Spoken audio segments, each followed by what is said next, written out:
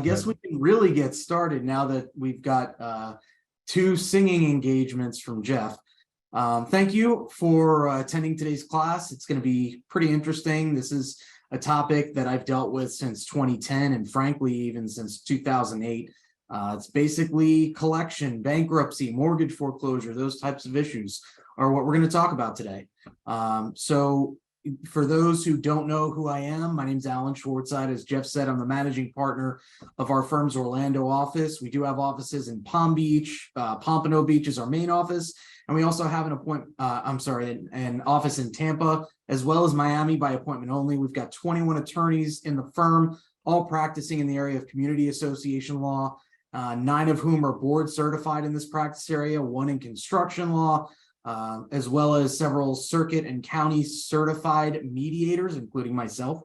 And we're glad to present this seminar for your education. If your community ever needs legal representation, including past due assessments, mortgage foreclosure issues, bankruptcy, things of that nature that we're going to be talking about today, but really any community association issues at all, please do think of us and feel welcome to reach out. So without further ado, let's get started.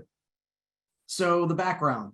Why the heck are we able to foreclose, which in reality means we're allowed to take someone's property or have it sold to another third party in exchange for the fact that they didn't pay their assessments owed to the association. We're going to talk about some of this later. It's just something I like to supply as an easy reference as to, what is the background for our assessments. And that bottom line is your budget separated by the number of lots or units and how they each pay assessments, divided by months out of the year, quarters out of the year, however your installments come due. Special assessments, I do want to make sure everyone understands. If you're going to levy a special assessment, you need your documents should provide for it. And it's going to require a 14-day notice saying that the assessment is going to be considered, the purpose of the assessment, and the estimated costs. So you need to provide a little bit more notice than you normally would. And when I say more notice, I mean more specific notice than you normally would for your budget if you're levying a special assessment. In other words, something that is other than your customary assessment. So every community association in Florida is going to have their maintenance assessments. That's what comes from your budget. The special assessments are, hey, we need to do this project that's outside of that. Let's go ahead and get the money from everyone separately from the budget and the regular assessment process. So again, how and why can we foreclose? Once the assessments are levied, this process is essentially going through everything that is owed and why people owe it.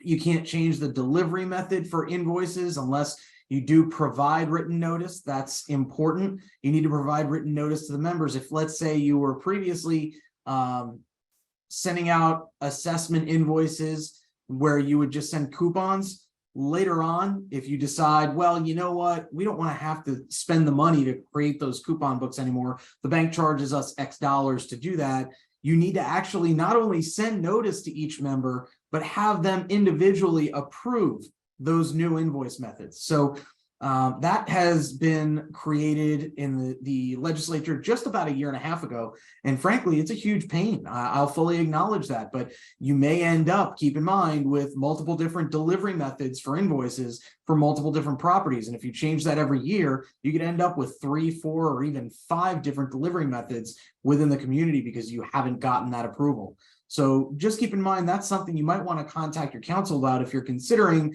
we're going to change the way that we deliver these invoices for assessments. Let's see, let's move on to that. Okay, delinquency.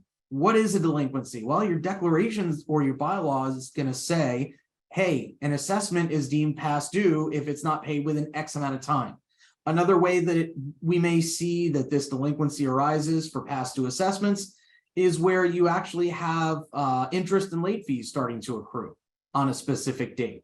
That's the date for anything that I say a delinquency.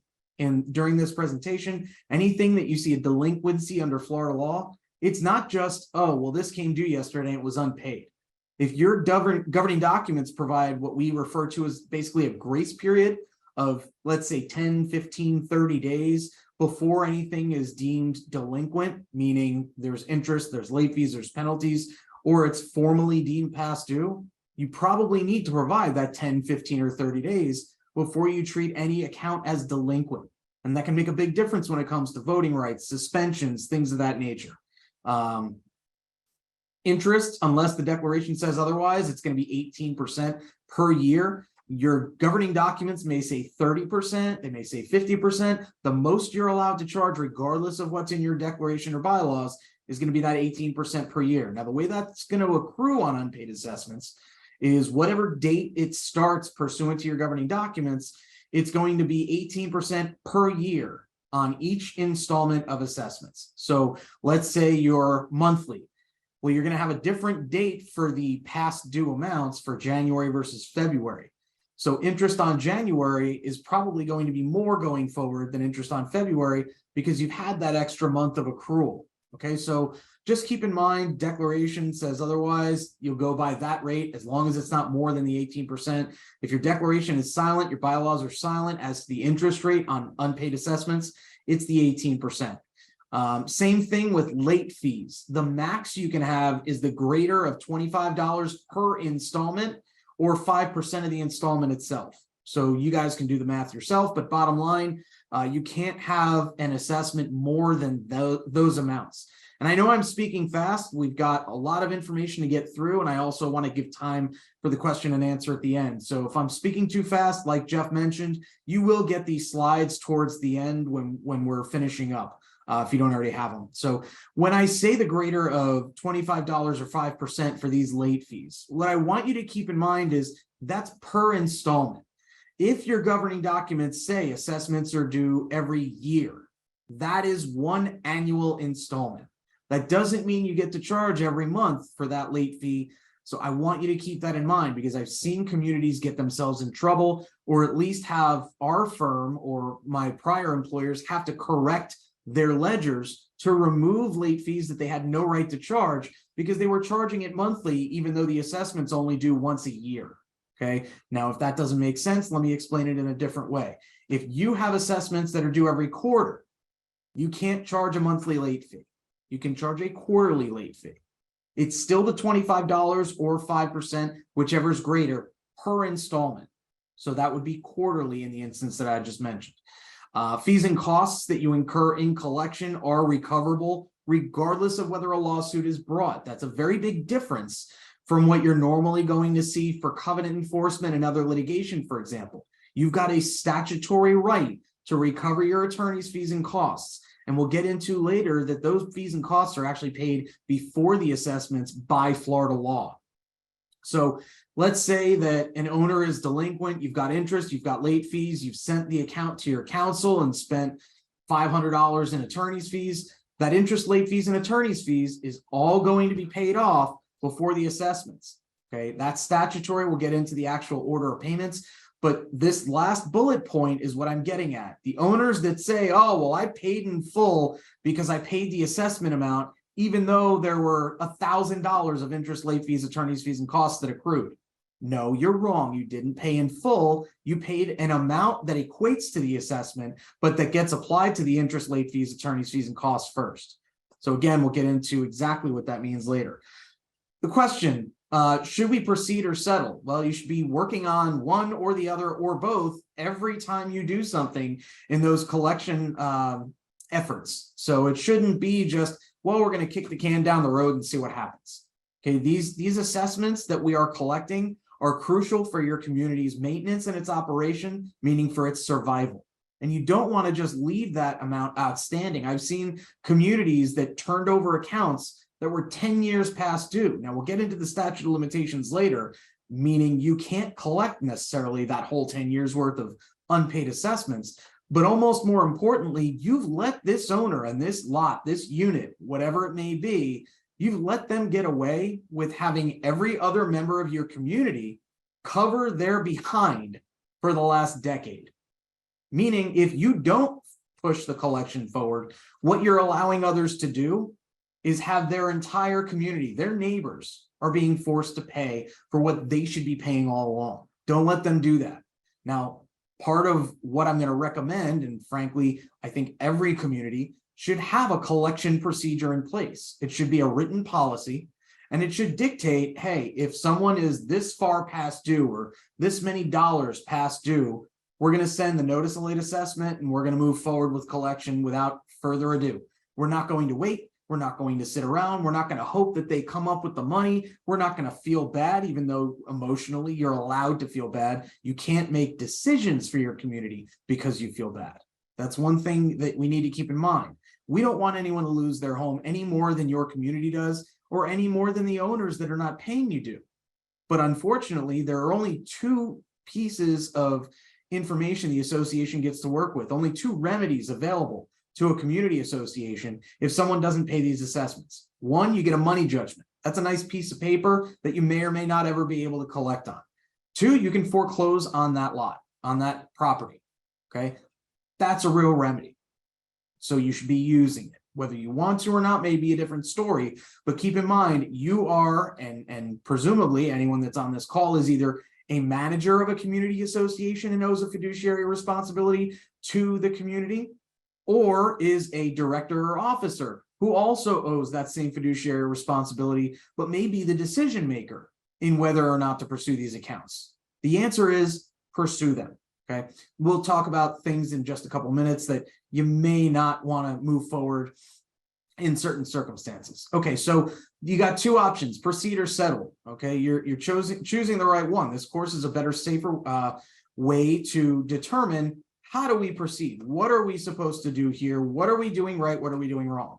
Again, aggressive collection policies do place the association in a better negotiating position. Okay, if you're saying we're going to move forward and I don't really care what you say until we have a written settlement agreement in place, we proceed, and that's directly in your policy, and it says you can only communicate with the attorney once the account's in collection with an attorney, you're in a really good negotiating position going forward.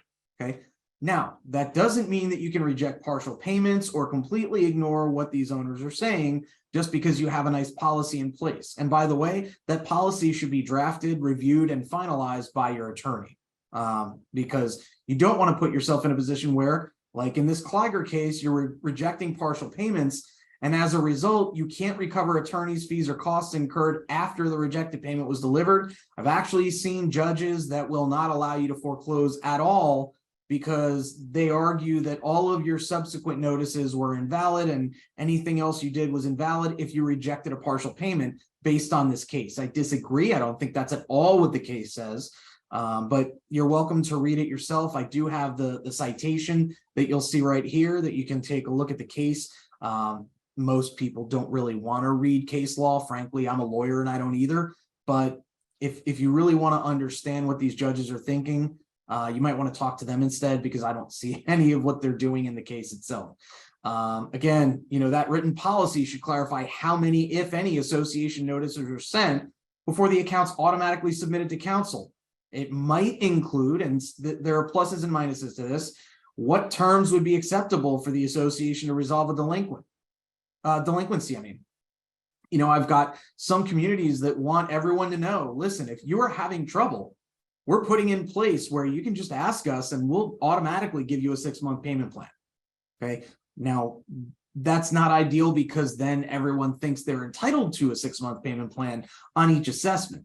So, again, work with your attorney, limit how frequently that's something that people can do. But if they're going to do it once a year and the owners are willing to waive a lot of rights that they would otherwise have to notices that we'll talk about in a minute, rights to defenses, rights to challenge what the actual debt amount is, you might be in a better position, and it might benefit the association to enter into these types of settlement agreements whenever possible, because it's not that you're necessarily trying to help the owners by entering into these agreements. You're actually making your foreclosure process easier and less costly overall by having the owner waive certain rights in exchange for the time that you're providing them to bring their account current.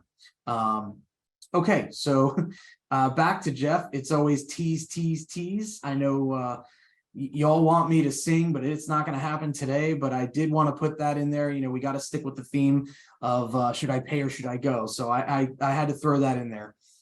A lot of owners want to resolve their debts, but they just don't have the money. So you can accept payment over time, like I mentioned, that payment plan, or you could waive interest or late fees, and it's not combing these options, you can combine them. Okay, I've seen some communities that say, listen, you can choose one or the other, but we're not waiving anything if you want more time to pay. And I can understand that. The bottom line is what you're saying is let's give you 3 to 6 months, and frankly, some communities will go up to 2-3 years. If it's become a large debt and the current board has taken over these delinquencies from the old board who did nothing with collection, I could see that happening. There should be no verbal agreements. That's where you get into a he said, she said, and you have arguments about what was going on. If you have a policy that says any verbal agreement is unenforceable, we need it in writing, otherwise it's not valid, then you're basically ensuring by doing that that you can tell exactly what the owner's obligations were, in other words, due dates in dollars, and what rights the association has if the owner defaults under that payment plan. In other words, what do we get out of this? That isn't just, well, we might get paid during the 6 months that the owner was provided. It's what do we get as an association? The other thing that should be included, attorney's fees and costs incurred preparing and monitoring the plan if it's with counsel, if the account's with counsel. What'll be charged if you have to enforce it? That should all be in the agreement if possible. Another thing that I've done for clients in the past is where they don't have counsel involved in an account, I'll just create a form for them to use going forward. And that's either part of the policy, or it's just something that the association has available for use without having to be charged for a preparation fee every single time they come to our office asking for a payment plan. So that is something in the past that I've prepared for clients, and they can use it indefinitely unless the law changes. Let's see. Okay, common collection issues that we see. I'm not naming names. I'm not saying that this happens with any of our particular clients, any particular management firm. It's not really a huge issue overall. But what I do see sometimes is inaccurate accounting. Okay, the association accepts payments, doesn't tell us about it, or doesn't tell the law firm, provides a ledger to the owner, and the owner uses that, and now all of a sudden we can't collect anything that wasn't on that ledger, but it didn't include any of our attorney's fees or costs. It didn't include interest. It didn't include late fees. I've also seen associations settling with the owner without following up with counsel to see what attorney's fees and costs might have been incurred after the account is submitted for collection. So bottom line, if the account has been turned over to your attorney, the attorney should be handling every question, every ledger request, every estoppel request, at least the financial portion, and everything that has to do with this account from that day forward. There should be some kind of flag on the account where management or the association knows, don't give out any information, refer anyone that requests it to counsel. Another thing that can impact collection is unpaid taxes. When you have a tax deed sale, that eliminates every encumbrance, meaning all liens against the property, including first mortgages and association debts. Now, the problem, you might have a tax deed surplus. We'll try and go after the money, and that's great. But the first mortgagee is almost always, depending on your governing documents, is almost always going to have a superior lien position, meaning that they have priority over the association to try and get those surplus funds. So a tax deed sale is potentially going to wipe you out.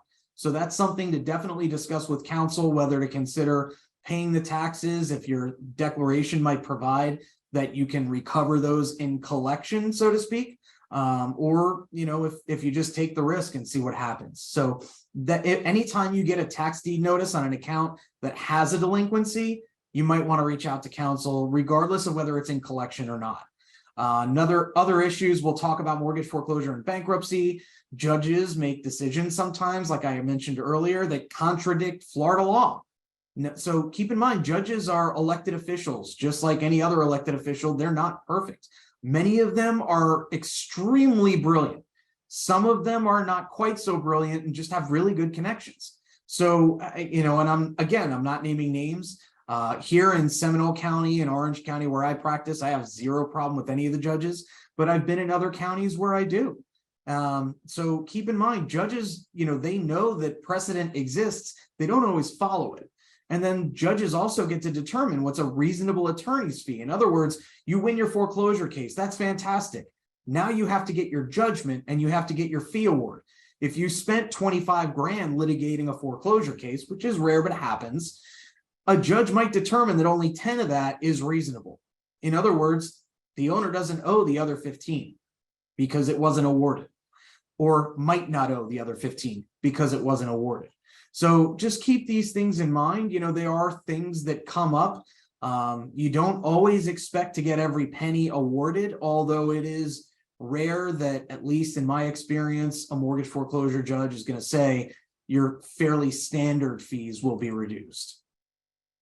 We've also got some collection alternatives. We'll get into what the pre-suit phase looks like for collection in a minute, but alternatives and supplements. You can send a rent demand notice if you know that the property is rented and there is an account delinquency. That tenant would be obligated then to pay the assessments until and pay whatever their rent is to the association rather than to the landlord until that account has been paid in full to the association.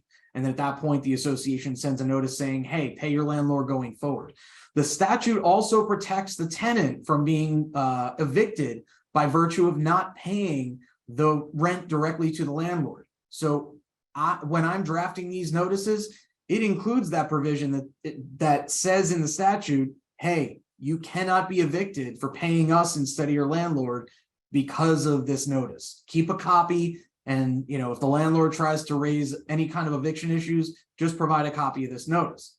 Another thing that I've seen successful, suspension of voting and or use rights for non-payment. In other words, you've got a gym, you've got a pool, you've got other amenities in the community. You can technically shut those down after the proper notices and meetings, etc. You can basically say, well, your key fob is not going to work anymore.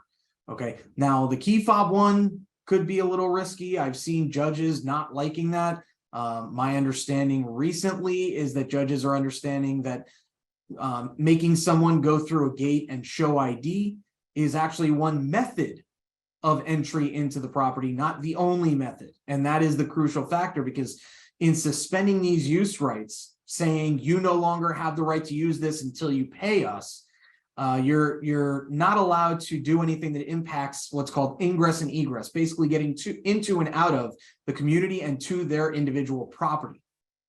And so again, more and more judges are finding that shutting off a key fob is one method of getting in and out of the property, not the method. And so they're allowing this rather than sanctioning communities for shutting off these key fobs. Suspending voting, what happens in that instance if you got a vote coming up? That vote just doesn't exist anymore for purposes of that vote and any other vote while that right is suspended until, again, the owner pays and you kick back in that voting right. You can also cause a mortgage foreclosure to be dismissed, or collect the money through the lender's foreclosure. In other words, if there's a third-party sale in the lender's foreclosure, meaning that there's a foreclosure sale and the lender doesn't end up with the property, if there's a surplus, the association most of the time will be in the second position after the lender gets paid to get whatever is left over. So a lot of times, if the association seeks those surplus funds, you can get paid in full and not have to go after that new owner for their portion of what might have been owed by the former owner who's now been foreclosed and doesn't have the money. So why would you get a judgment against them that's probably going to be worthless? You can schedule or attend hearings in a mortgage foreclosure, schedule case management conferences to try and get the judge to force the lender to move forward, move for judgment on the pleadings. Basically, what's in the record already, it's clear that the lender is entitled to foreclose and the judge should just enter the judgment.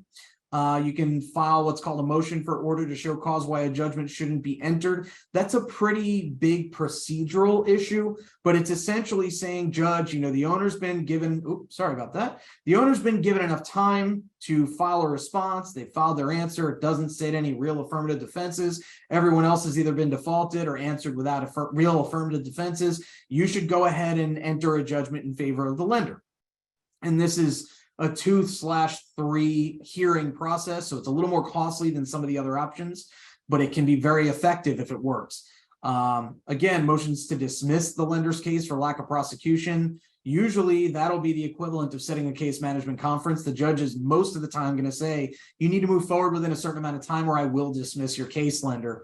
Now, that might benefit or not benefit the association depending on whether you want that mortgage foreclosure case dismissed. So keep that in mind as well. I mentioned seeking for surplus funds after a foreclosure sale or a tax deed sale, and same thing, seeking funds made available via the tax deed sale. Keep in mind, you might want to file your, in a tax deed sale situation, you might want to file your surplus request even if there is a first mortgage that might be superior, because if the mortgagee doesn't request those funds within a certain amount of time, you might be entitled to the disbursement of those funds, even though they would have had a superior interest in the property.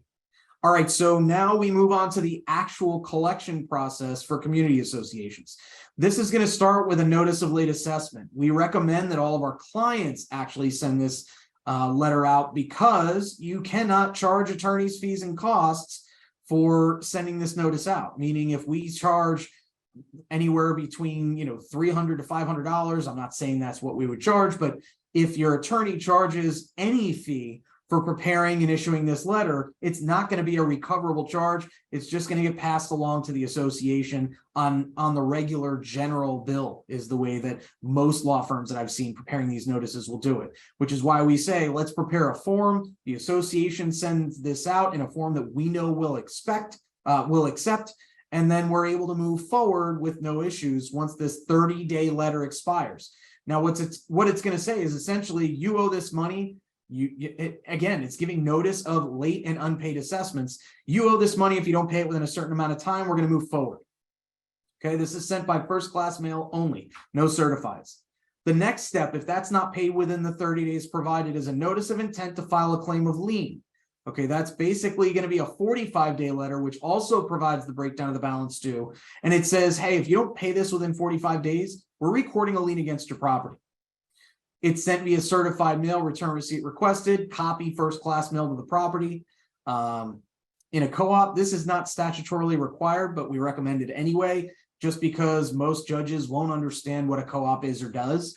And it's easier to say, well, we're not required to do this, but we did it anyway. So judge, this is not a defense. And frankly, by the way, most defense attorneys and some HOA condo co-op attorneys don't understand how a co-op operates. So if you're in a co-op, that's something you should be doing, but you don't need to do it under the statute. Condos and HOAs, you cannot record a lien until this letter is sent and expires. This one can be sent by counsel. You can charge for it. Everything we do from now forward, you can charge for. The next thing, you record your claim of lien in the county public records. It's basically a document, secures all of the amounts that are due now and post-recording assessments, interest, late fees, costs, and attorney's fees, but not post-recording special assessments that were levied after the date the lien is recorded, or not included that were levied beforehand. Okay, so keep in mind, if you have a special assessment, you may need a separate collection process for that special assessment if it's not included in your lien. It statutorily relates back to the recording of the declaration, but the declaration may limit the lien period to only after, the claim of lien. So what you may need to look at is, does the declaration or the statute apply to that particular circumstance? In other words, does our lien relate back to the recording of the declaration, or is it just from the date of the recording of the lien for purposes of priority in comparison to other liens? In other words, am I superior to a second mortgage or the first mortgage or no mortgages? Okay. The association does have a limited super priority over second mortgages and other junior liens, usually not a first mortgage, and you'll need to review your declaration to determine whether that super priority applies. Your attorney's probably going to be the one to do that. The association lien is also subordinate in most circumstances to ad valorem taxes. Now, when it comes to the validity of these liens, condo and co-op liens are only valid for a year after they're recorded. In the HOA context, there's no statute that says how long this lien is good for. So most practitioners are going to tell you it's good for 5 years, which is how long the statute of limitations on assessment debts is going to last. And then finally, before you file your lawsuit, you also, in a condo or co-op, a condo or HOA, need to send a notice of intent to foreclose that lien. It's exactly what it says. It's another breakdown of what's due as of that date, and says we're going to file a lawsuit to foreclose our lien and potentially for damages unless you pay in full within the 45 days provided in this letter. It's sent in the same manner as the intent to lien letter, and owners can request that the association file a foreclosure lawsuit within 90 days or start the collection process over by recording a notice contesting this claim of lien. So if you get a notice of contest of lien, your attorney needs to know about it immediately so that they can decide, and you can decide with them, whether you're going to file a foreclosure action right away. Even without an expired intent to foreclose or notice of contest of lien, condos, but not HOAs, can file suit once the lien's recorded. The problem with doing it immediately, which is why I don't recommend doing it immediately, is that if the owner pays the assessments, forget about the interest, late fees, attorney's fees, and costs. If the owner pays just the amount of assessments before a judgment of foreclosure is entered, if that intent to foreclose notice wasn't sent, you won't get your attorney's fees and costs awarded in that foreclosure lawsuit. So it's not a good situation, is the bottom line. Okay, so now we get into our actual lawsuit for foreclosure, the complaint. So this is the initial filing stage. Here's what we file at day one. The complaint is basically the document that says, here's why we think we're entitled to relief. It explains the association is entitled to levy and collect assessments, interest, late fees, attorney's fees, and costs, and outlines the owner's default under the declaration. In other words, they were obligated by a contract, being the declaration, to pay these assessments. They didn't do that. That's a breach.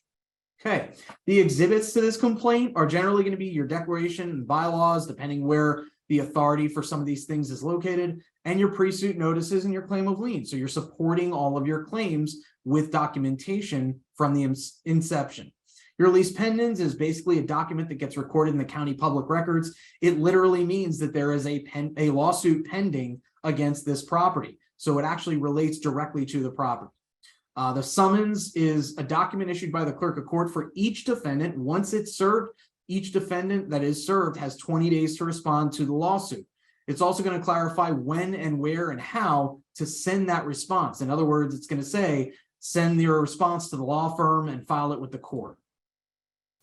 Okay, the defendants that we're generally going to be naming are the individuals and entities that include the property's owners, anyone that has a potential interest due to a deficient deed. In other words, you have, someone didn't sign the deed, or the notary looks to be defective, something of that nature. You might want to foreclose out those potential interests, and you might or might not include those, depending how diligent you want your attorney to be. You might have non-vested interests, in other words, remainder interests. If you've got a property that's owned with a life estate, or a known trust beneficiary, maybe someone that you might end up naming. And again, this is not necessarily saying we're entitled to a money judgment against these people. It's we're going to foreclose out whatever interest they have.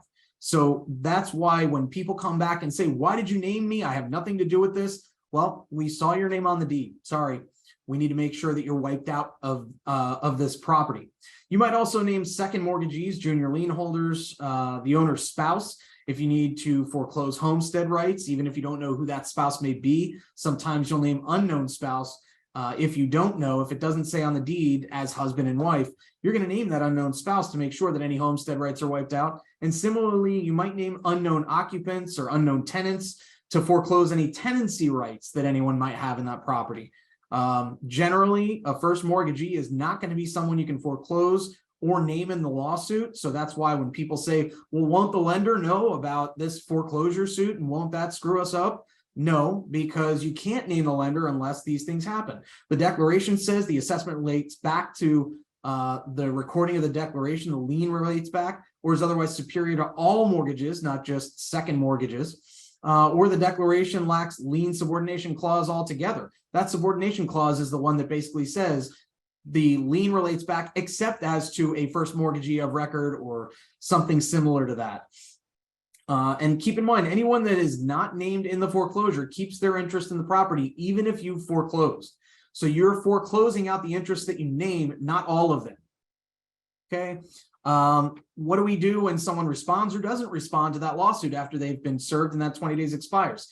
If there's no response filed within the 20 days, the association can request that the clerk or a judge enter a default, which once it's granted, admits all well-pled allegations of the complaint. In our complaint, that's all of them. But it basically means everything that is properly pled. In other words, you're not, the defendant is not waiving the right to claim that you haven't stated a cause of action at all. In other words, your complaint overall is deficient, regardless of what you can prove or not.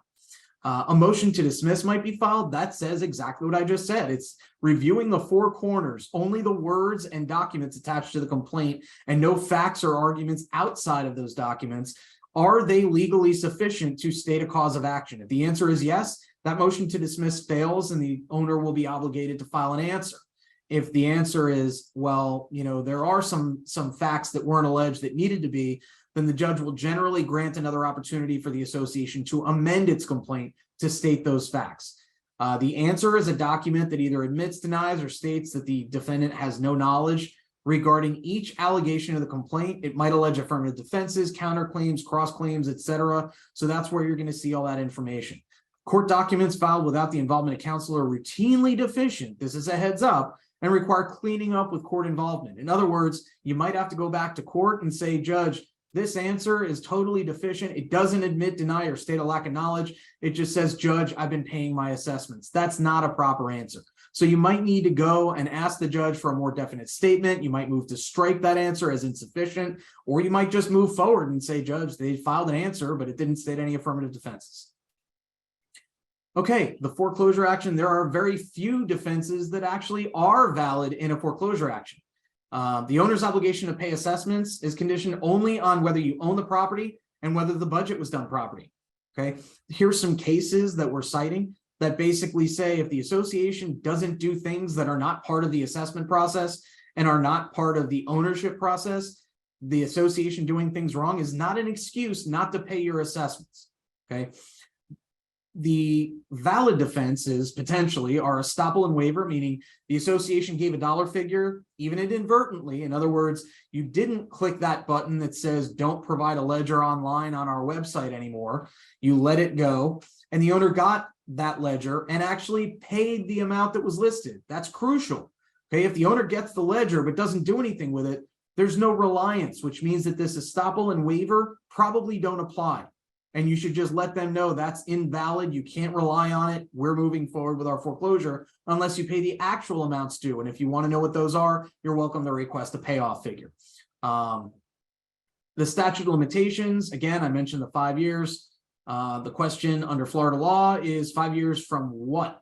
We really don't know. Is it from the initial demand letter? Is it from the lien recording? Is it from the intent to foreclose? The statute would generally say 5 years back from the date of the filing of the lawsuit. But if you're required to send 3 notices now before that lawsuit's filed, when does that clock start running? We're not really aware of any case that's been very specific on that issue. So really, check with your attorney is the answer. So we get to the summary judgment stage.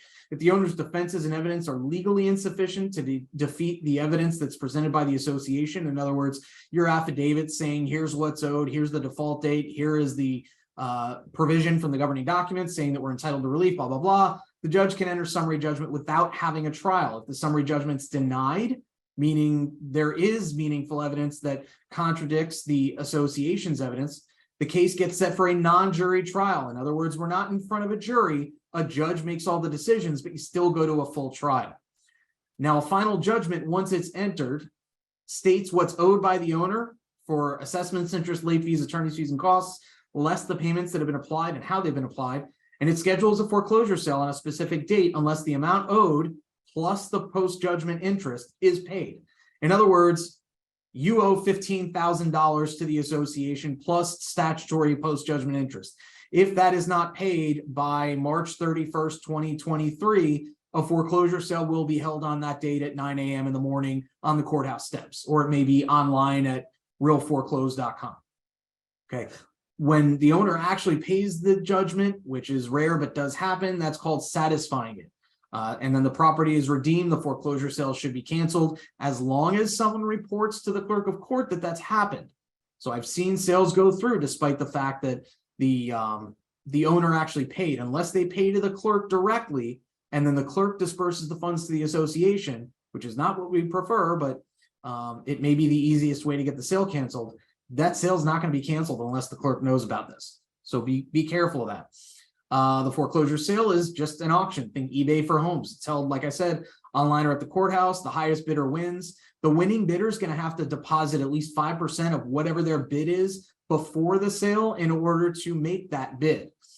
They need to pay the balance of whatever their bid was by noon the next day to complete the sale. So that's the other 95%. The association is entitled to bid in the amount of its final judgment. So the purpose of these foreclosure sales, which a lot of people don't understand, is not to get the association to end up with this piece of property. The purpose is to get the association paid by someone else outbidding the amount of the judgment and ending up with the property. And the clerk then disperses the funds that the association was owed to the association. So what ends up happening when this third party comes in, third party ends up with the property, association's paid in full, foreclosed owner is out of the property as they should be for failure to pay. Okay. If the association is the highest bidder, the association just ends up with the property. Okay. And unless you wanted to bid and instructed someone to bid more than your judgment amount plus interest, you will not have to pay out any dollars in order to be entitled to this, the property after the sale. Your judgment gets reduced by the amount of what you actually ended up bidding as your maximum bid or your final bid. The certificate of sale is issued by the clerk of court to basically say successful bidder paid or the association ended up with the property. It's usually going to be issued the business day after the foreclosure sale. We've got a certificate of title, which is the document that just transfers ownership of the property.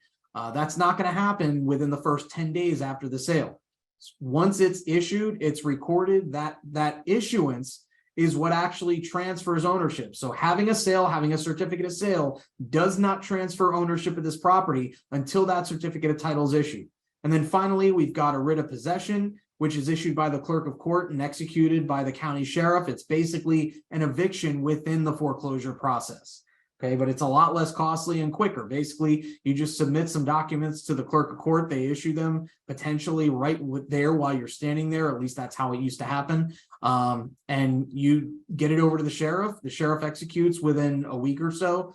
And that's the end of it. The former foreclosed owner is removed from the property physically if needed.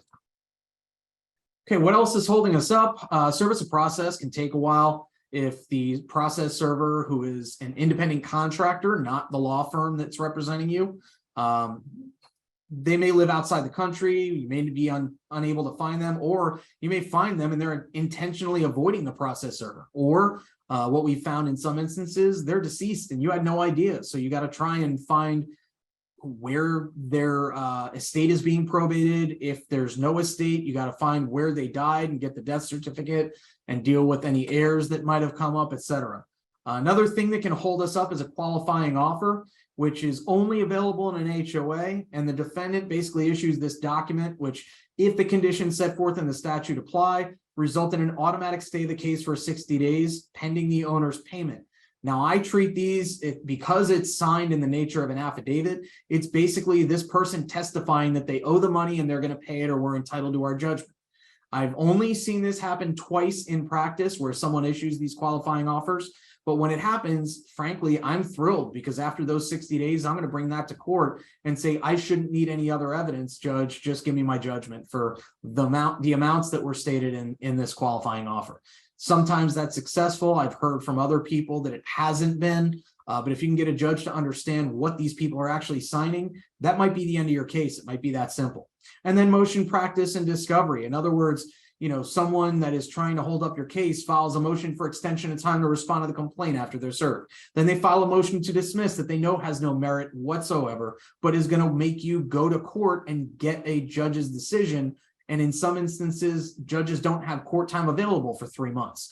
So these things can hold up your case. Discovery, the owner sending discovery to try and delay you, or receiving discovery and not filing or issuing proper responses. In other words, they just, it's interrogatories, questions in writing that they're supposed to be signing their answers under oath. They don't sign under oath. They don't respond fully to the question. They object with no basis to object, things of that nature. Okay, let's move on to estoppel certificates. This is a document produced by the association. I mentioned it earlier. It basically includes certain statutorily required information, or it might include less information if the requesting party actually supplies the form for you to fill out. But it's one of the most important things that it's going to include is the amounts that are owed or due while the certificate is valid.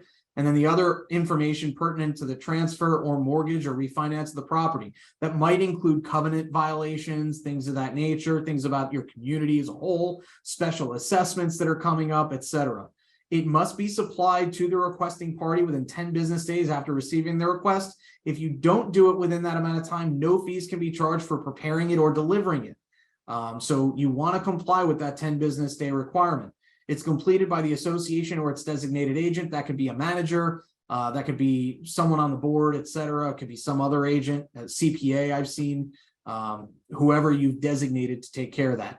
This document is good for 30 days if it's sent electronically, or 35 if it's sent by mail. If you amend it, that timer restarts. So it's another new 35 or 30-day period.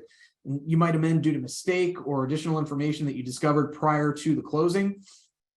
Now, keep in mind, that means because it's good for so long, you'll want to include amounts that are coming due during the estoppel period.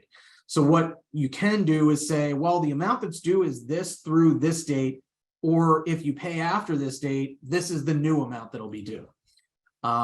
There is a fee for preparation unless you don't meet that 10 business day deadline. It's currently up to $250 for preparation of a single amount if there's no delinquent amounts owed. For a single property, I'm sorry, plus $150 if the delinquent amounts are owed. In other words, if your attorney or your management company has to calculate a balance due, plus $100 rush fee if it's requested as a rush and produced within 3 business days after the request is made. There are different statutory fees if there are multiple properties included in the request. You can contact your manager or your attorney about that if it happens. And there's no additional fee for amended certificates, anything that is omitted. This is what is crucial. Anything you don't include in this estoppel certificate, you cannot go after it if someone relies on it in good faith and closes on that transaction. So make sure before you send that out that it's accurate, because I've seen people get the estoppel certificate and close the next day. So just make sure that everything in there is accurate. Okay, if you provide a ledger or payoff figures, that can create an estoppel argument. This is a separate issue. It's the waiver and estoppel defense that I mentioned earlier. So including if you provide online access to an account, if the owner pays the balance shown as due, you're probably out of luck for anything that wasn't included in that ledger or that payoff. Some associations don't actually have systems to properly apply payments in the manner that's required by statute. And by the way, that is first applying payments to interest, then late fees, then attorney's fees and costs, and then finally to the assessment. Okay, so that's the order in which the Florida statutes require your payment to be made or to be applied. Interest, late fees, attorney's fees and costs, then to the assessment. Managers and treasurers should inquire with counsel regarding any unbilled attorney's fees and costs incurred before providing any kind of payoff information. It is crucial because otherwise those fees and costs might be wiped out, leaving the association responsible for them. Any online account access, like I said, should be shut off the second that account is turned over to counsel. Okay. They're technically called fair debt laws. They are entirely unfair and imbalanced, and they are intended to benefit debtors, meaning people that owe money or people that you claim owe money to the association, rather than being fair and balanced. So they are Unfair Debt Collection Practices Act and the Florida equivalent. The FDCPA, which is a federal law, prohibits unfair practices in collecting consumer debts by debt collectors. So that may not include management, might, and it doesn't include the association. Okay, but your law firm and your attorney are going to be subject to these laws. Now, this includes communicating information regarding the debt to people that aren't entitled to it, demanding inaccurate debt figures that you're not entitled to, including if the debt figure that you demanded is actually less than what was owed, threatening legal action the association can't take, etc. Assessments are considered consumer debts. This has been a factor of dispute for a while, but they are consumer debts and they are subject to the Fair Debt Collection Practices Act. So are HOA fines. So keep in mind, any collection practice of your attorney is definitely going to be subject to these laws. So here's the Florida equivalent. It prohibits unfair collection practices in collection of consumer debts by anyone. So keep in mind, not only debt collectors, this includes the association, this includes individual directors who can potentially be sued. It includes management and individual managers who can be sued under this law. And it includes, again, your law firm and the individual lawyers who are making demands. Okay. Now, the difference between the previous one and this one, it's Florida. So you're going to see a Florida lawsuit probably filed instead of a federal lawsuit, but it could be raised in a federal lawsuit and vice versa. You can't provide information regarding the debt to third parties without a legitimate business need. So if the association, pursuant to a records inspection requests, provides a ledger, that's a legitimate business need without the owner who is requesting those records having to go beyond, hey, I want these ledgers, I want to see them. Okay. Again, you can't demand inaccurate debt figures. You can't threaten to take actions you're not entitled to take, etc. The purpose of these laws is to penalize debt collectors for improper and abusive collection efforts. Liability has been found even without damages and even where the debtor benefited from an error. It was $1.41 in calculating interest in favor of the owner. It was sufficient. Now, that's not a normal case, and it's in 2010. The judges have started leaning more towards, okay, well, this is a little bit ridiculous, but keep in mind the big thing to factor in is even if you didn't violate, unless there was a bad faith, in other words, there was absolutely no basis to have considered whether or not you should bring this lawsuit or not, the association doesn't get its prevailing party attorney's fees and costs back even if you win, meaning you could be spending $40, $50, $100,000, and the best result is you don't have to pay the other side's fees and costs too, or any damages. So try and avoid this to the extent possible by being entirely accurate, being extremely careful in all of your collection practices when you're demanding payment of any amounts, whether it's fines, fees, assessments, etc. Okay, mortgage foreclosures. The lender sued us, now what? I don't know. Depends whether they actually move forward. Okay, when the association served, the bottom line is, even if delinquent assessments and related charges aren't owed, you should be telling your attorney that there was a lawsuit filed and getting the opportunity, because there might be assessments that are unpaid later once this owner realizes they're going to lose their property. You should know what's going on and not just be defaulted and stop getting notices in that foreclosure lawsuit. So your attorney should be filing a quick answer and just monitoring what's going on, and also potentially getting directly involved to move that case forward or have it dismissed at some point, like we discussed earlier. Now, if amounts are owed, an aggressive approach would be to proceed with collection, even though there's a mortgage foreclosure pending.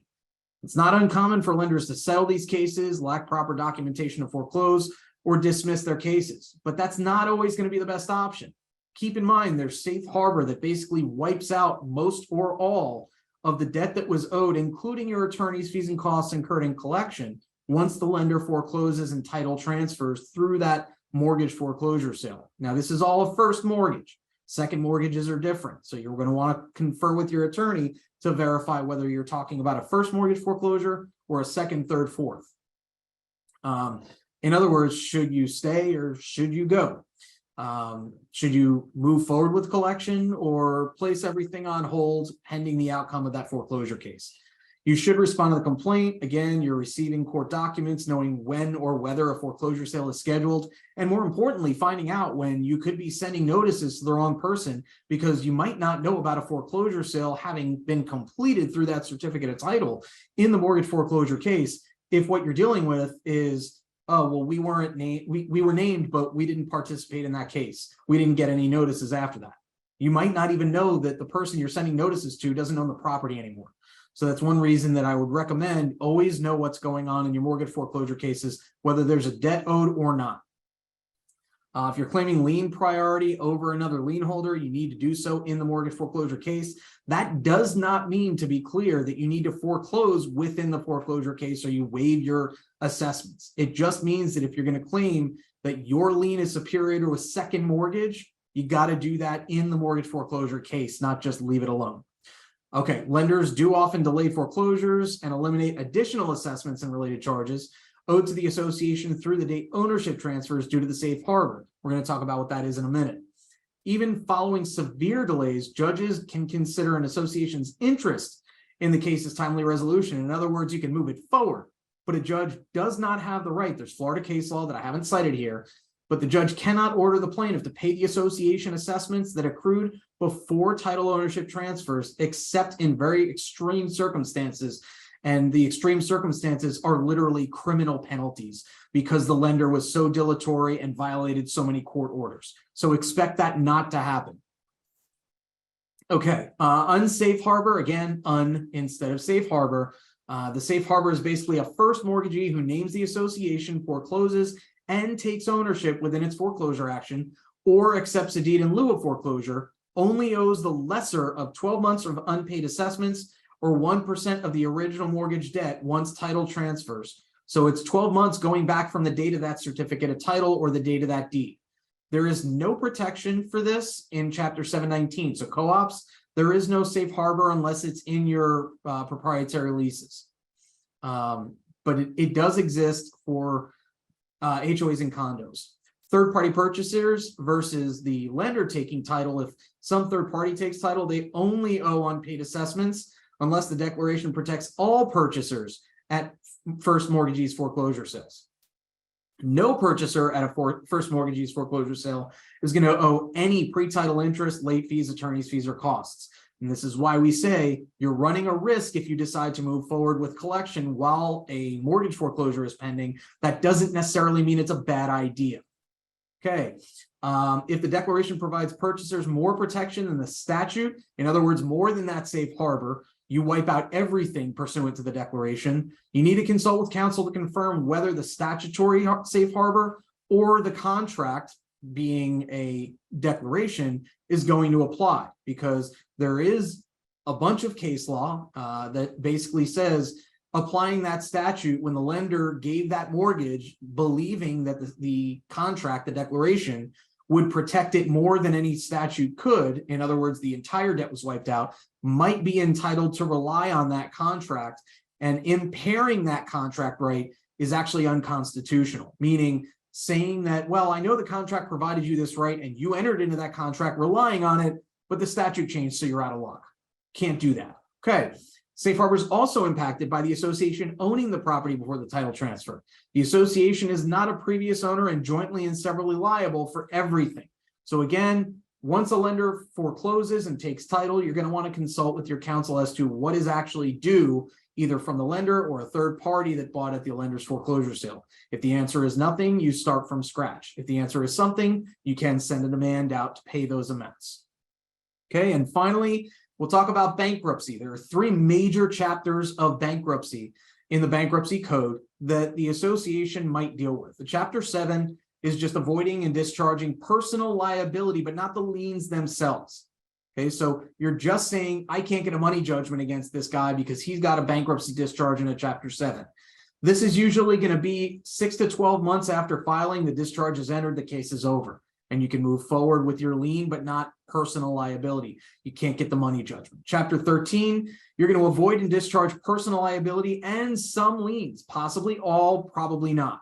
Okay, the plan can last 3 to 5 years once it's approved, but that approval can take months in and of itself. I've seen it take up to 2 years before someone was able to actually get a plan in place that was approved by the trustee, the court, and all of the creditors who are entitled to notice and entitled to argue that the plan doesn't provide the adequate protection that they're entitled to. And then finally, we've got Chapter 11. That's avoiding and discharging business liability and some liens. It's mostly, again, for business reorganization. You'll see it very rarely. For all of these, consult with your attorney. Don't just ignore the notices, okay? There is an automatic stay of collection of any rights, anything that requires payment of money by the debtor once that bankruptcy is filed. And violating that automatic stay is a big no-no. We'll talk about it in a minute, but just be careful, okay? Now, we talked about liens being removed or being limited. Association liens are generally secured by the property, so you have a secured interest and you get to file a secured claim in that Chapter 13 or Chapter 11 bankruptcy. Regardless of that status, the association does need to file a proof of claim. Okay, without doing that, if the debtor obtains a bankruptcy discharge, your entire claim is wiped out. So that's another reason why you need to send these things over to counsel and have them have an opportunity to prepare this proof of claim to file on your behalf. Because otherwise, even though you should have been paid in full for your entire debt, you can be wiped out for not having filed that proof of claim in bankruptcy. And there is a deadline for when you can file that. It's not just, well, we made an error. Bankruptcy courts are pretty strict when it comes to deadlines, especially this claims filing deadline. Now, that proof of claim isn't required in Chapter 7. That one, again, once the discharge is entered, you're done. There's not much more to do other than file an appearance and get copies of documents. That's what your attorney will generally do in a 7. Debtors may also seek to strip the association's secured lien status. That's not an option in a Chapter 7. It is in 13 and 11. And what it basically means is that there's no value in the property to support the association's lien. In other words, the mortgage and any other superior liens to the association. So that could be a second that's superior to the association's lien, whatever it may be. The amount that's required to pay off all of those liens, there can't be even a penny in equity left in the property. If there is even a penny left of equity left in the property after those liens would be paid off, then the association's lien can't be stripped. So this is something, again, you want your attorney to evaluate these things. You'll probably know the value of the properties in the area better, but it's based on the valuation of the property, usually done by an appraiser, versus what is actually owed to the superior lien holders. Okay, so it's a complex decision, but in reality, it's okay. Well, here are three factors. Calculate them together and decide whether to fight this or say, yep, you know what, we can't fight it. We don't have a basis to argue that the value is sufficient to support these liens, plus even a penny of the association's lien. And in that event, the lien gets stripped. If the bankruptcy is dismissed, the lien is reinstated. If the bankruptcy is discharged, you get pennies on the dollar as an unsecured creditor because your lien was removed. And the last slide, the automatic stay I mentioned earlier, this is imposed as soon as the petition is filed. The penalties for violating this stay are severe. I've seen sanctions of up to 50 grand for even somewhat minimal violations. Just like the fair debt laws we mentioned earlier, the bankruptcy code is intended to protect debtors, even to the unreasonable detriment of creditors. I put a couple things in that category. It's the fair debt laws, this, and the ADA and FHA, which deal with disabilities. They're expressly intended to benefit the people that could otherwise be abused. And that makes sense. I just don't like it on behalf of my clients.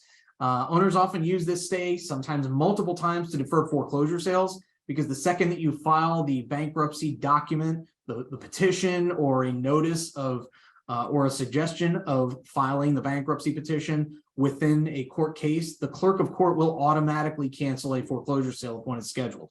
And some clerks will automatically cancel any hearings that have been scheduled as well. The association can seek to lift the stay based on a lack of adequate protection of the creditor's interest in the property, being the association as the creditor, or the fact that the debtor debtor is the owner, lacks equity in the property, and the property is not necessary for the effective reorganization of the debtor. Now, what that basically means in plain English, if the association doesn't look like they're being paid under the plan in a Chapter 13 or a Chapter 11, or is not being paid enough, you object to the plan, or you seek to lift the automatic stay. Another reason you might do this is after the plan is created, assessments are not paid after the fact, so you go after just those post-petition assessments in a separate claim outside of the bankruptcy. You might also get what's called a comfort order if you're trying to do covenant enforcement work, just to make sure that, trying to force the owner to do some work on their property might not be otherwise seen as a violation of this automatic stay. All right, with that, I am going to turn it back over to Jeff. I thank you all very much. I'm sure he's got some things to say, and then we'll jump into the Q&A. Should I stay or should I go? You worked it in twice during that program. That was very, very, very proud of you. That was fantastic. I had to try, okay? Well, we've got a few questions here, but before we do that, Alan, I want to thank you. Great job as always. There's no CE credit for this class, but it's very important, timely, topical information. So obviously you're not required to hang on for the Q&A, but if you do, great, we want you to. But if you do need to go, let me just quickly share my screen and show you that what I'll do now is I'll place into the chat the link that will get you to this. And then you go ahead and fill that all out. It's a brief evaluation. It's not as daunting as it looks. You hit submit, and then after you hit submit, the confirmation screen will have a link on it to download the slides that Alan used today. So let me put that link into the chat right now. So for those of you who want to just do this and head out, there we go. So the link is in the chat now. And we have a few questions here. And Alan, forgive me if some of it was covered or repetitive. No worries. I'll do my best. And you could say, Jeff, pay better attention next time, will you? But the first question comes from one of our attendees. Can a court judgment for unpaid condominium fines allow for a unit to be foreclosed upon? Okay, so there are two different issues there. You mentioned a judgment, but I'm going to answer a different question first, and then I'll get to yours. Yeah. Fines cannot be foreclosed in a condo association. So the fines themselves are not an assessment. They're not foreclosable, even if the declaration says they are. But answering your question regarding a judgment being foreclosed, that depends whether the owner has homestead protection. Because once you get a judgment, if you record that in the county public records, it can become a judgment lien, which can then be levied upon the property. In other words, it's not true foreclosure, but it is something that the association could end up removing the owner from title and getting paid. And frankly, that's very similar to foreclosure. The distinction there is just like I mentioned with tax deeds, when you levy on real property, the payments go in the order of priority of the liens.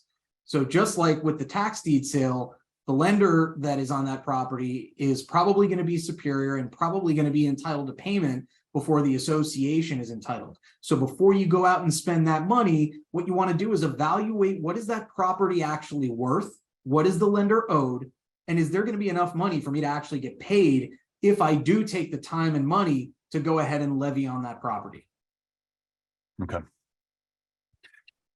Let's see, we have another question here from, now get your question in now, because in a couple of minutes, I'm going to say that after a certain time, we're not going to take any more to allow us to get to all of them. So let's say that for the, I'm sorry to interrupt. That's a different song. We're not going to take it is not what we're talking about. Little Twisted Sister, we're aging ourselves. If an owner is delinquent and the tenant has prepaid their rent, does the association have to wait until the prepaid rent is used up before getting a monthly payment from the renter? I appreciate these. These have been two really good questions. That's awesome. So the short answer is, yeah, they prepaid. They're only obligated to pay what they would have had to pay the landlord. In other words, if they've prepaid, they don't have to pay the association as well until that prepayment is used up under their lease. So if they've prepaid the entire lease, you're never going to be able to collect a penny from them. If they have prepaid 1 month, you can collect the following month. And by the way, I didn't mention, but if they don't pay and you were entitled to the money, you can actually evict that tenant from the property. So that is the remedy that the legislature thinks is a really good idea, is to remove one of the other people that might actually ever pay you. Okay. This one gets, oh, wow. Okay. Let me see if we want to get this specific.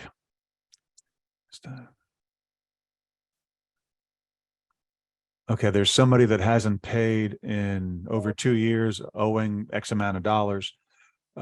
We've been stymied by judgments putting off the bank's foreclosure dates over and over again. Are we able to at least get a judgment to seize assets like cars, TV, furniture, clothes? Like how can that be something that could be done?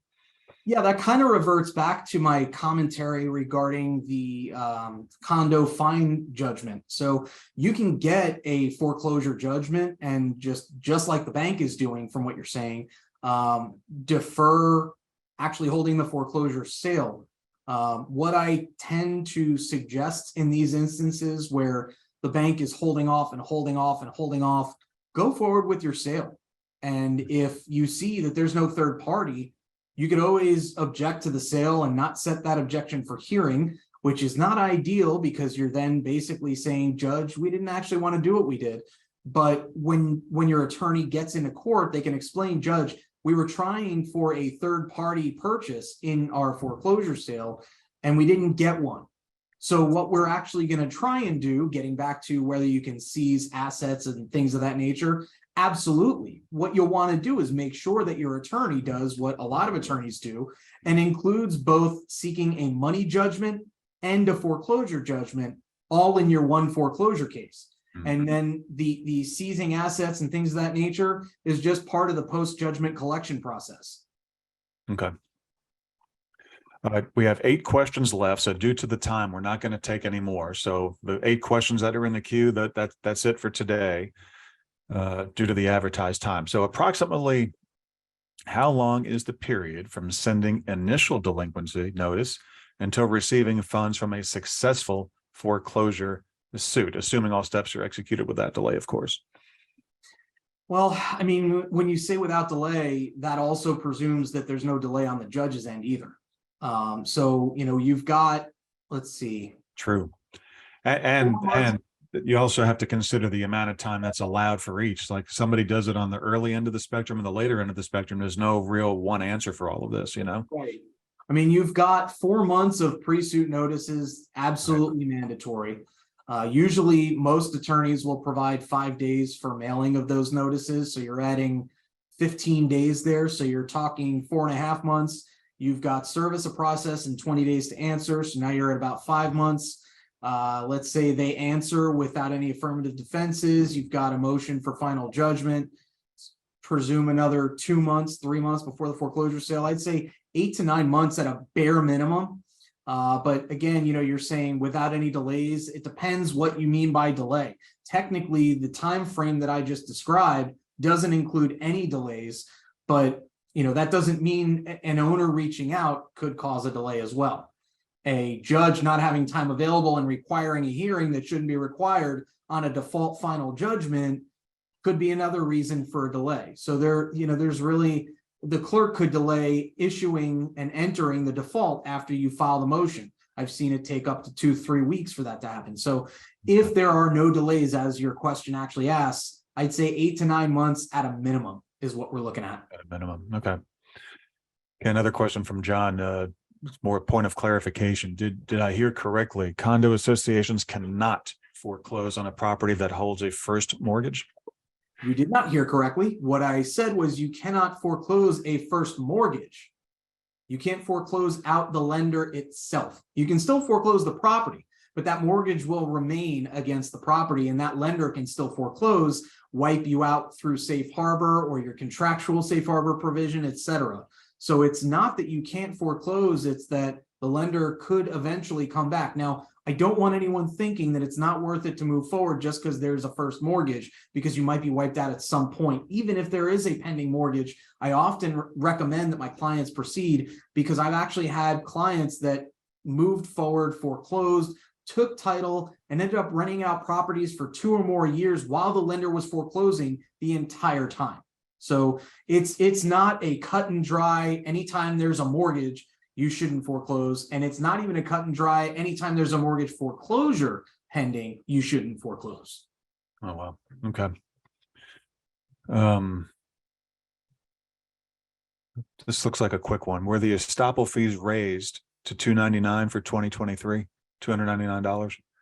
No, they were raised to $250 last year, and they're supposed to be raised every 5 years. So I'm not expecting that to happen again for another 4 at least. Okay. Carla has a question here. If we want to increase our interest rate or late fees, do we need ownership vote, or can the board vote to do that and then have the bylaws changed? You probably need an amendment, because that's going to be in your declaration or bylaws, unless your declaration or bylaws contain an uncommon condition that basically says, this provision allows the board unilaterally without a member vote to amend the declaration or bylaws. So yeah, 99% of the time you're going to need a member vote to change that. I've seen some where it's 10%, they want it increased to 18%. Yeah, it's probably going to require a member vote. Okay. This one may not be answerable. How long should it take to get the tax deed funds from the county? I guess I could vary by the county and backlogs and such. And on average, you want to give an average answer based on your experience? I think you've answered the question for the most part. I would say it's, keep in mind, everyone has their opportunity to submit their requests for the surplus. If there is a request and the clerk of court is not entirely clear as to who's entitled to the funds, in other words, if there's some level of dispute between whether a first mortgagee is entitled to those funds, or if everything should go to the association, or a second mortgagee that's in dispute, there's actually going to be a lawsuit filed called an interpleader that basically lets a judge decide, and the funds are just going to be placed in the court registry, and the judge will eventually disperse them to whoever wins. So that could be, a year or two. On the shorter term, usually it's going to be a minimum of 3 months or so. Okay. This one's interesting. If a unit owner continues to corner board members trying to discuss a foreclosure that is in progress, can anything happen to the foreclosure? Could it be jeopardized if board members talk to the individual about the monetary amount? One is it absolutely right? Yeah, I mean, that's a quick, short answer. Yes, you can completely screw up your foreclosure. It's that estoppel argument that I mentioned, I think, twice during the presentation today, which is essentially, even if you didn't actually tell them a balance due, if they start arguing that you told them a balance due and they pay it, they now all of a sudden have an argument. So again, I would strongly recommend that unless you're in a mediation conference where everything is confidential, that if an account is with counsel, you do not talk to that owner about the account at all. You have a policy that says you will not talk to the owner, and you follow that policy to a T. Because then, if you can show a judge, we have a direct policy, it's in writing, in a resolution of the board that says we will not speak with any member about an account that is with counsel, and we follow that policy strictly, there's less likelihood that a judge is going to buy that estoppel argument. That's when you visit www.zipit.com. Okay. Yolanda, thank you for the kind words. Very interesting. What was that? I said, or www.kbrlegal.com so that you can have that policy drafted. Exactly. Yolanda, thanks for the kind words. Very interesting, very informative webinar and review. Thank you for the kind words. I'm sure Alan appreciates it as well. Okay, the last two questions. If a delinquent owner offers a partial payment to the association when it's been turned over already to the attorney for collection, should the association accept it or just tell them it must be paid straight to the attorney? Depends how they're making payment. If it's cash and you're not giving a receipt, I don't like associations taking cash without giving receipts because the owner could claim that they paid in full, not partially. I would accept the payment. I would make sure you give them a receipt. If it's a check, I would accept it, but instead of cashing it, send it to counsel. If you choose to cash it yourself, despite that suggestion, I strongly recommend that you send an updated ledger over to the attorney, basically so that they're aware that the payment has been received and applied to the account, rather than, the attorney ending up in an FDCPA fair debt lawsuit because no one told the attorney that the payment was made. Okay. It's the last question here. It's kind of broken sentences, so I'll do my best here. Condo liens valid for 1 year. Are there any extensions available, or must you foreclose or lose your opportunity? The only potential extension would be if the owner files a bankruptcy petition during that 90 days, or I'm sorry, that 1 year. Usually most courts are going to say that the bankruptcy extends that 1 year time frame. But other than that, it's either you file or you don't, you're out of luck. It is a strict statute of limitations. So if you don't file within that year and there's been no bankruptcy to hold you up, the judge is not going to care that there was a mortgage foreclosure lawsuit pending and you weren't sure what to do. The other thing that might be able to get around that I've actually used to get around it is if you have a payment plan and the payment plan actually states in writing that the owner is waiving that specific statute of limitations, and you include the statutory reference in the payment plan so that it's clear to a judge, listen, I understand we were only given a year, but the owner agreed that in exchange for us giving time to make the payment, which they then defaulted on, we were allowed to take longer to file the foreclosure lawsuit. Okay. So we've answered all of our questions. Let's see, one fun question now. I've just enabled the chat. So people, our audience, those 90 of you that are remaining here can type into the chat to Alan and myself. See who was paying attention earlier. The title of today's webinar, Should I Pay or Should I Go, is a play on words of a song from the very early 80s, or maybe late, whatever, I'm not sure of the year. Should I Stay or Should I Go? What is the name of the group? Let's see who, I mentioned the name of the group earlier. Type into the chat if you remember, close, Dana. No, it's not Twisted Sister. That's We're Not Gonna Take It. There you go. Gary was the first one to answer. Then Beth. All right, The Clash. There we go. It There we doesn't go. surprise me that Beth knows the answer to that. You know it. Beth? I do. Very cool. Well, thanks for joining us, Beth. Gary, you got it right as well. And Dana, Twisted Sisters, a great band, very great, very underrated band as well. And did he become a politician? Isn't Dee Snider a politician now somewhere? Or if not an actual politician, very involved in politics. Very involved. Well, Dan, Alan, great job. Valiant effort. I'll give you tons of credit anyway. Denise writes, "We're not going to take it," is what the owners tell. It's what the owners tell us all the time. Well, see, Denise, it's supposed to be the other way around. It's to all of you board members out there, managers, it's like you're on call 24/7. It is, bless y'all. It's just what you have to do. It's amazing. Thank you for doing it. And thank you for joining our webinar today. We know it's often a thankless job, whether you get paid for it or not. CAMs get paid, of course, board members do not, but regardless, it's not easy. Keep on smiling, do the best you can. Alan, before we go, what's the best way for people to reach you? Email is best. That way I can respond whenever, if I'm in a meeting already. as@kbrlegal.com. Thank you very much. And be sure to visit our calendar, kbrlegal.com. Choose the calendar. You can see what we have coming up. And with that said, this webinar will be under our resources tab within a couple of days, also on our website at kbrlegal.com. Thank you all for joining us on a busy Monday. We'll see you all soon. Alan, take care. Thanks, everybody. Thanks, Jeff. Thank you. Bye now.